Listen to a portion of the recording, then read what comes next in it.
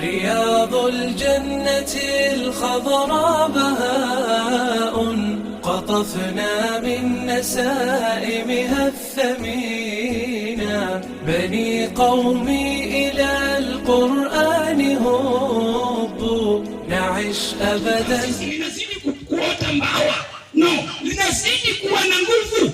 Kila mmoja anahisi taasisi yake ni bora kuliko taasisi nyingine. Hatutaulizwa kwa Mwenyezi Mungu juu ya taasisi yako, tutaulizwa kwa Mwenyezi Mungu kutokana na moyo wako, namna ulivyoibeba imani.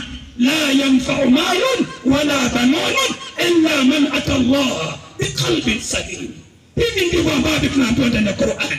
Kwa hiyo ndugu zangu Waislamu, tuungane kwa pamoja, tushirikiane kwa pamoja dhidi ya maadui ambao wanaopiga vita Uislamu wetu. Tukiishi kwa kutapanyika kwa utaasisi, hakika tutakuja malizwa na hakuna atakayemsaidia mtu mwingine. Hiyo itakuwa ni hatari kubwa. Kila taasisi ya kisuna hiyo ni ya kwako. Tumeelewana Waislamu?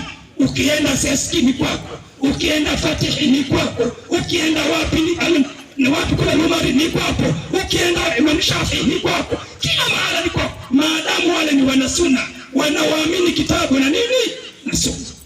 Tusitengeneze makundi. Innamal mu'minuna ikhwa fa aslihu baina akhawaykum wattaqullaha la'allakum turhamun. Hivi ndivyo tunavyofundishwa katika dini yetu.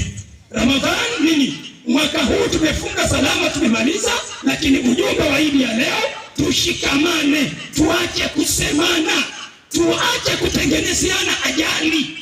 Tusitengenezeane ajali.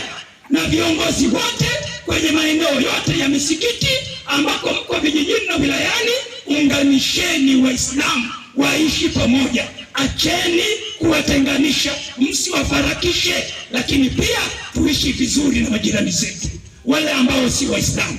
Mwisho kabisa niwatakie Idi njema, lakini Idi hii inayowatakia kwa njema, baadaye tunaingia kufurahi.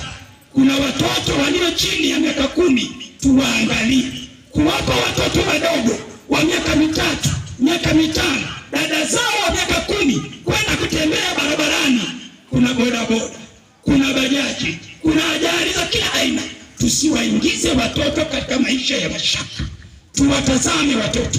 Otherwise unataka kuwatoa watoto, toka mwenyewe badala kuwapa watoto wadogo. Kwa haya machache, Mwenyezi Mungu atubariki, azitakabali saumu zetu tulizofunga na atulipe malipo yaliyokuwa mema. وإلى هنا أقول السلام عليكم. دعوتك يا ربي ولست بيائس ولست بمنقاد لفخ الوساوس.